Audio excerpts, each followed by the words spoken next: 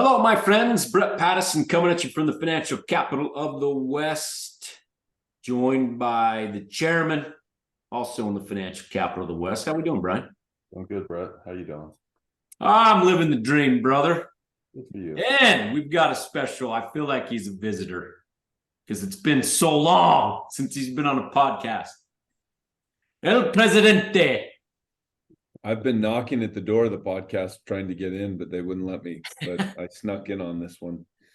Spencer, glad you're here with your leg propped up. Spencer just ruptured his Achilles tendon and is joining us with his legs propped up, looking relaxed. I like it, brother. Yep, keep it from swelling. So doing it on Zoom today, we had some technical difficulties, but so that's why we're not in our normal format. But glad we're not, because we can bring Spencer into today's conversation, which I am very excited about. We are rounding up Q3, heading into Q4, and what has been a great year. And that's where we want to start, as we always do. I'm going to share my screen with you. So those listening on the podcast, we will be sharing some images and different things. You can pop on over to YouTube if you want to see that. But here's where we are. This is year-to-date returns. Let me move my sharing bar over. There we go. Year-to-date, the S&P 500 is up 12.25%. So it's been a good year. The NASDAQ, talk about a bounce back year. It's up 35.23%. So it's been a great year. If you look trailing 12 months, which is your 1 year returns, NASDAQ up 28%, S&P up 15.87. So really positive 12 months in, and year to date so far, the first 3 quarters. But there's something brewing in the market that I want to share with you guys. And you guys have seen it before, and those listening have probably seen it as well. And that is, it's called the CNN Fear and Greed Index. And what this does is it tracks the psychology, the mood of investors. And I captured this 2 days ago, and I want to share with you guys what it is. Right there. We are, gentlemen, in extreme fear mode in the market. Now, I shared with you the year-to-date returns, which are positive in the 12-month returns. Why in the world would we be in extreme fear right now? Yeah, that's kind of a head scratcher to me, because when you showed this to me, I'm like, what? We're in extreme fear? Wow. It's a surprise to me. I know there's some fear out there. I'm surprised that I'm not sure exactly how they measure that, but apparently there's a lot of people that are very worried about financial markets. Yeah, they measure put and call, the put to call ratios. They measure the VIX, the volatility index. They measure a number of things to get up with this, to come up with this fear gauge. But extreme fear around the government shutdown, around the downgrade, around the treasury just skyrocket, or treasuries skyrocketing, right? And so there's all this fear. And Brian, you and I have been on the podcast the last few weeks and month, and we said, hey, prepare yourself psychologically, is what we said, because August and September are historically the worst months of the year. Not a guarantee, but if you're playing the probabilities, August and September are not going to be great months. And guess what happened? August and September weren't great months. Yeah. So how bad has the last 3 months been? Let's look. The last 3 months, Spencer, that's trouble right there, those returns. The last 3 months, the S&P 500 is down 1.54%. NASDAQ down 1% in the last 3 months, so Q3. Ryan? Well, do we run? I think, yeah, I think people are looking forward and thinking that there's, a cliff on the horizon, or, some real problems coming ahead. And the headlines are not, great. And there's fear of recession, rising interest rates, inflation. I mean, I think that's where the fear comes from. Yeah. But this year has been a good year from an investment standpoint. Yeah, the last 3 months have been down, and that's just to be expected. When you have a really strong first half of the year, you expect you're going to have some give and take from time to time. Yep. Well, and Brett, I think as we all have had meetings this year with clients, I know I have, where they come in for an annual review or a meeting and they say, I haven't dared looked at my accounts. Tell me how bad it is. and when the meeting starts that way, you get a smile on your face and you say, well, it's actually been a really good year. They're shocked. And so there's obviously a disconnect in certain ways between what markets have done, what companies have done, and what people have read, and what they feel as well. And I think what Brian said is true.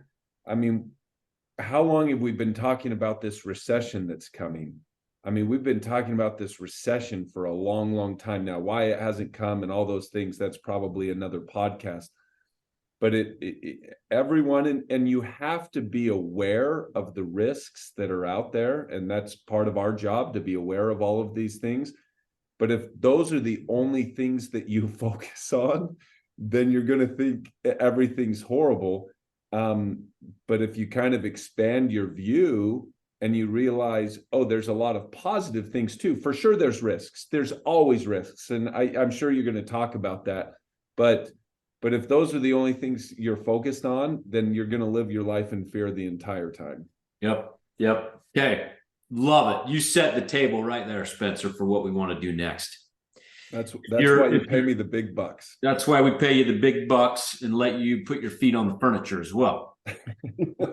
Here's what we're going to do. If you're watching this on YouTube, I think you're going to love it. If you're listening to on the podcast, there might be a kind of some dead air for a minute, because I'm going to go to a video. And I used to share this in the classes that I taught way back when with TD Ameritrade or Thinkorswim or whoever we were teaching. So this is a video, and the instructions are clear just right there. I'm going to play this. It's a minute long. And here's your instructions, Spencer. I want you to count how many times, and Brian, how many times the players wearing white pass the basketball back and forth. Okay? So the players wearing white are going to be throwing the basketball. Your goal, count how many times they do it. All right, you ready? How many times the players wearing white pass the basketball?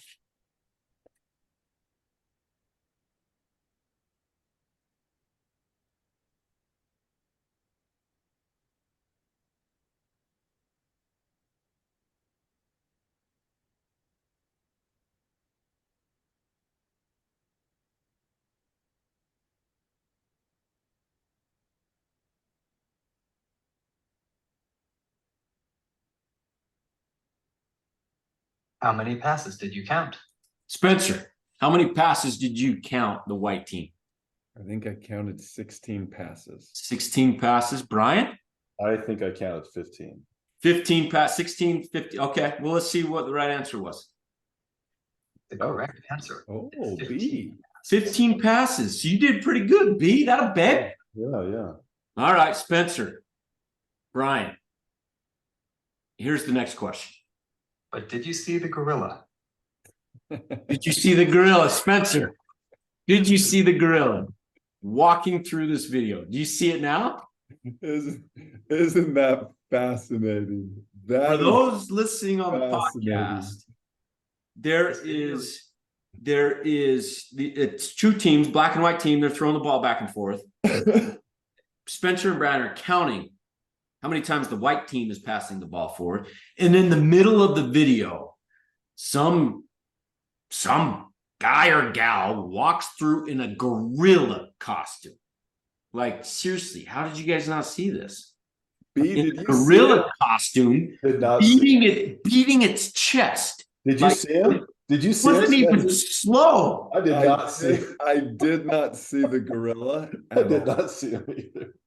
So I don't know how you guys missed it. If you're watching the video at home, you're clearly seeing this gorilla just pound its chest. But everyone that I've shared that with, very few people ever see the gorilla. So the question is, why not? Why can't you see that gorilla in this video? Well, You told us to focus on the people in white, how many times they passed the ball. So I ignored everything else, and I was focused only on watching the people in white passing the ball.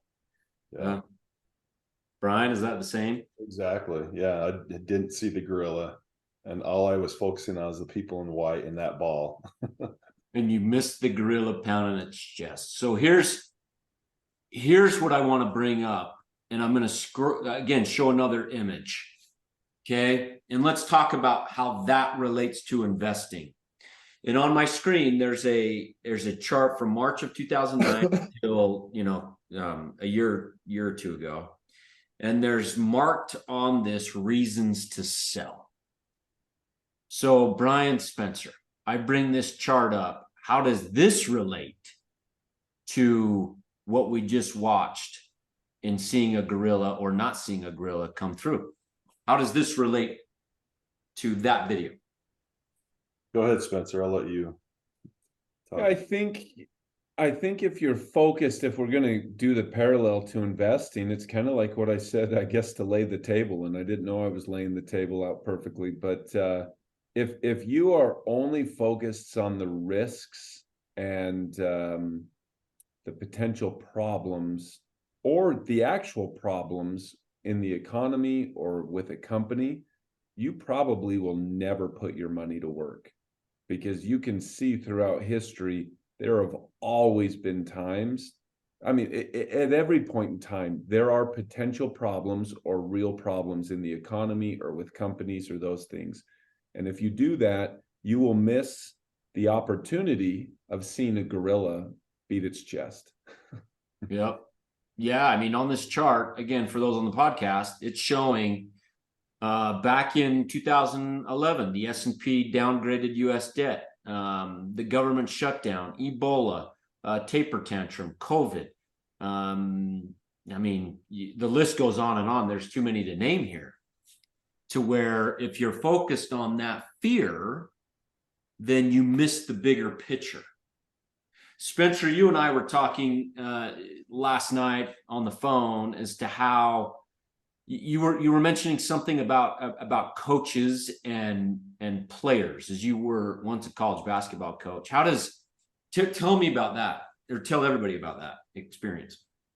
So it happens all the time where, coaches recruit a player. They come in, they obviously recruited them for certain reasons. But then you get them in practice and you get them day to day, and you see the good and you see the bad. And every player's going to have deficiencies. Well, I've seen many times coaches start to just hone in and focus on the deficiency of a player. Maybe he's athletic and he's a great defender, but he can't shoot it. And you'd see coaches just focus. He can't shoot it. We can't play him. He can't shoot it. Or vice versa. Maybe he can shoot it. He's really skilled, but he's not super athletic. So it's like he can't guard, whatever it is. And all of a sudden, that player, all of the positive things that he can do are overtaken by the just one or two negatives. And it ends up turning out the player isn't given an opportunity because the coach doesn't believe he can do it. And then you see those players transfer into a new situation where a coach looks at him and says, hey, he's not a great athlete, but he can shoot. Let's put him in a position where we can get him open shots and he can be successful. And so, and it turns out that he ends up having a great career, or a really good career. And I've just seen so many times people start focusing on what a player isn't and ignoring all of the positive things. And so yeah. I think you do that as an investor all the time with a company. People view the risks, view the downside. Every single company, even, I don't know if we can say specific names, but Apple or Amazon, talking about the biggest, best companies in the world, every company has some type of issues. Every economy has some type of issues. And if you start just focusing on the negative, you're going to miss out on all of the positives as well. And you have to balance it for sure.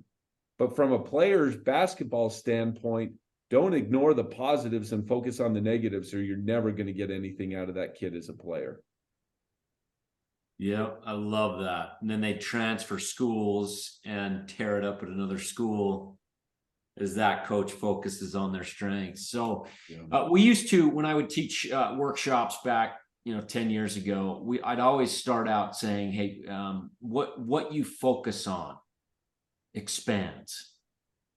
So what do I mean by that? If you're so focused on this one event back in March of 2010, you're freaked out about the BP oil spill, and that consumes you to the point that you sell your investments or make bad decisions. Well, that's ultimately going to hurt you long term.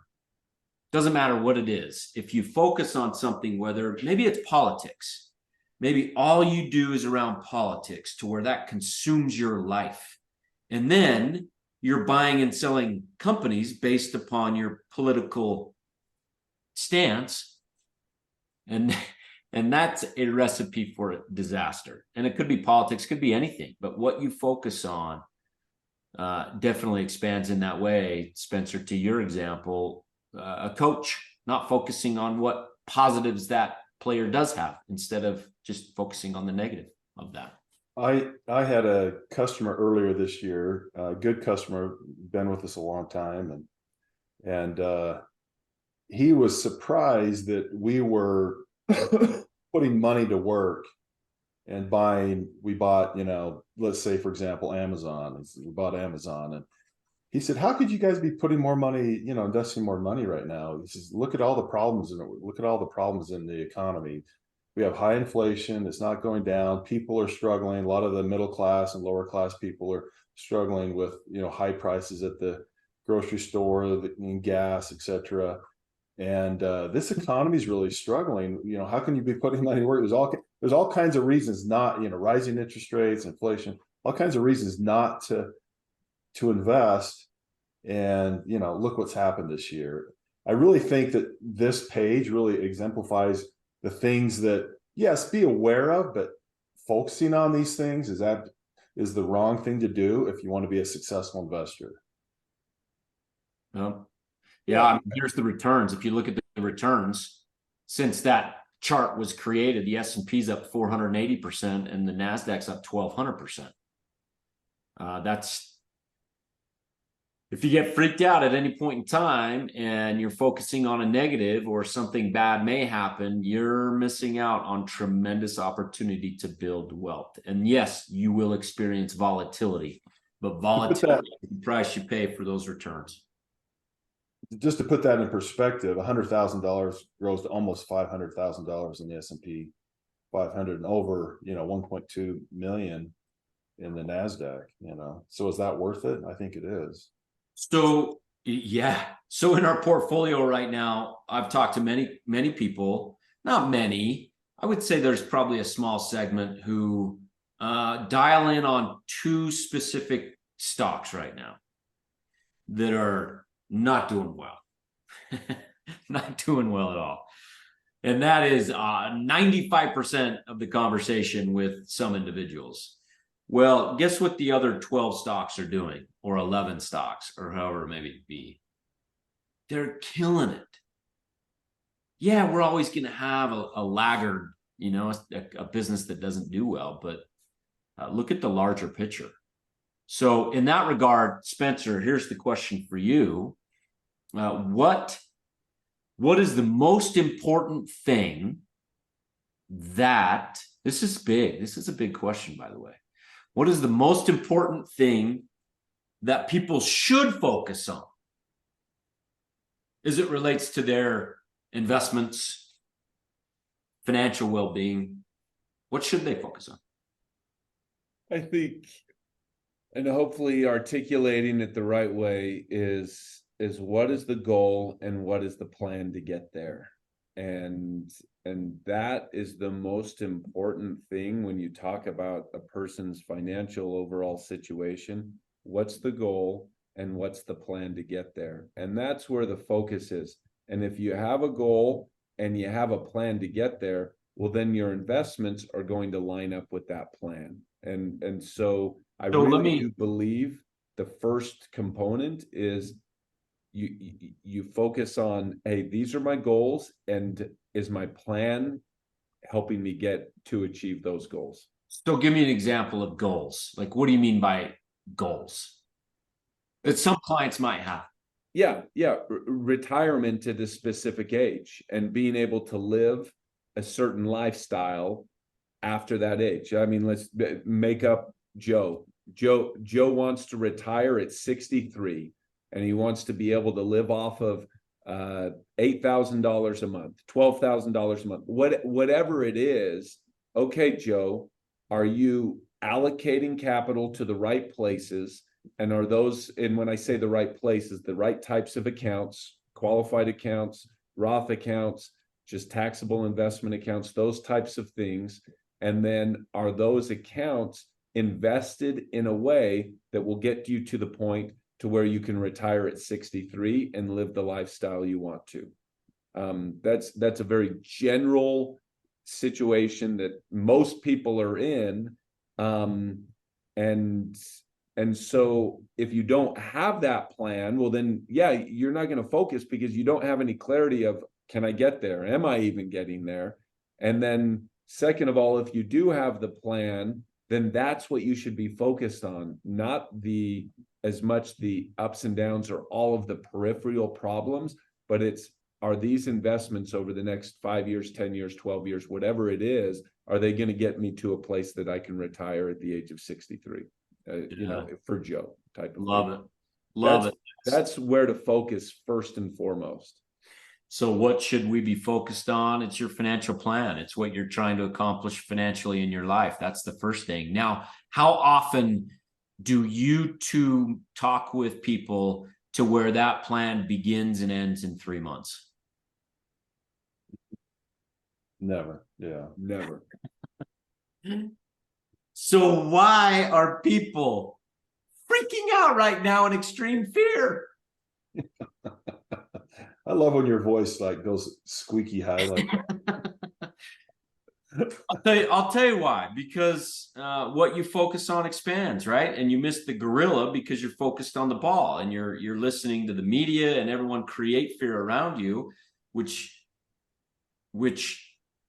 that ends up you end up having fear in your own life because you miss the gorilla. This is the gorilla.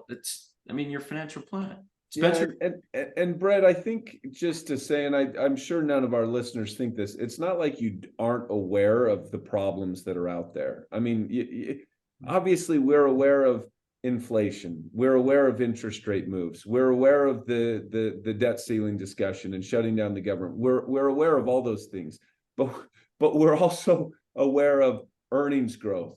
We're aware of the individual companies and how they're operating. We're aware of, a number of things. And so it's not just the risks we're looking at the entire picture, the macro. And then the key is that we make investment decisions based on the micro. And that's really important, is that we're looking at the individual companies. And that goes to number 2, how are they operating and how are they going to navigate this environment? Or the micro of the individual financial plan. Everyone's plan is going to be a little bit different. Their circumstances are going to be different. So we aren't going to make decisions off of the macro for everyone. It's going to be micro and individualized for each individual financial plan, and then each individual business that we're analyzing and trying to decide to invest in. Yep. Well said. So that first thing is what people should be invested on is first your financial plan, which we talked about. The second thing is the fundamentals of the businesses that you own that will help you accomplish your goals set forth in the number 1 thing. Brian, we talk about this all the time. The fundamentals of the businesses that you own. Tell me what that means. Yeah. Just to comment about the macro events that all the reasons that we might sell or want to sell and get out of the market. Amazon knows, for example, knows that there's the debt ceiling out there. They're dealing with higher interest rates. They're dealing with inflation. Does that affect the business? Absolutely does. I mean, Amazon, for example, inflation has affected their businesses. Their wages are higher. But ultimately, these businesses, if they're good businesses, are able to navigate through these, potholes in the road. And ultimately, if it's a good business, they can still thrive in different environments, challenging environments.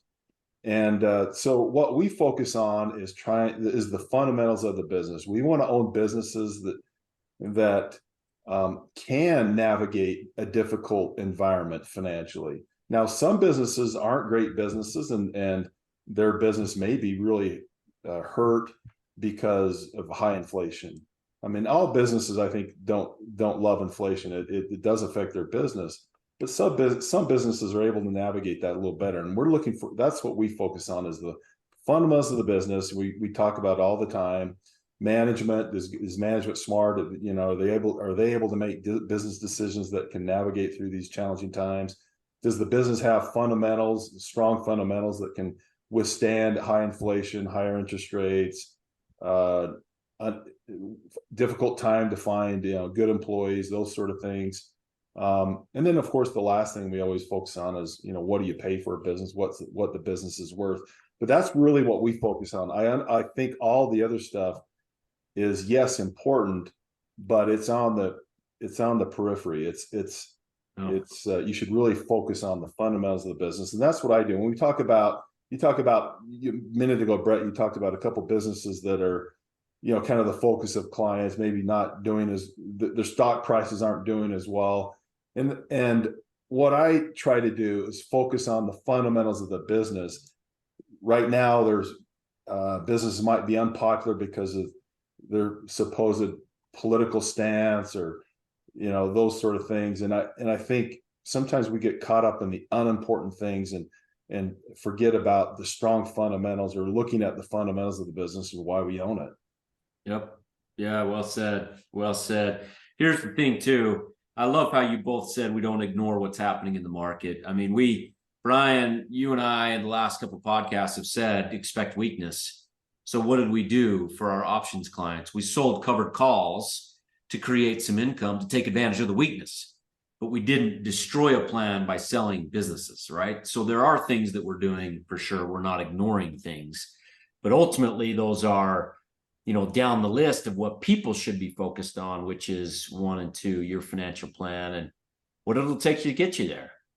And if you don't have a financial plan, this is where I'll say, email Spencer, Matthew, client services, and ask for one, and they'll get one started for you. Because without that vision and that roadmap, it's really easy to be focused on the ball and forget the gorilla, or don't see the gorilla, in your own plan or life. So, yep, love it, guys. Anything else as we wrap this up? Yeah, thanks, Brett. It's good. Yeah, no, very good, Bretter. The only other thing I'll add then is that the Ryder Cup's going on right now, and the U.S. just got hammered this morning. Can the U.S. ever win on European soil, Spencer? Well, of course they can, but I've got to get my Achilles healthy to get back over there. I mean, of course it's not going to happen this year. I've got a torn Achilles. In a few years, I'll be. I don't think the Ryder Cup has anything to do with what the S&P is doing today, or all this month, or this year. So I don't focus on that. You're a market nerd, Brian. I love it. All right. With that, my friends, thanks for joining us on this podcast /video cast. Until next time. Bye now.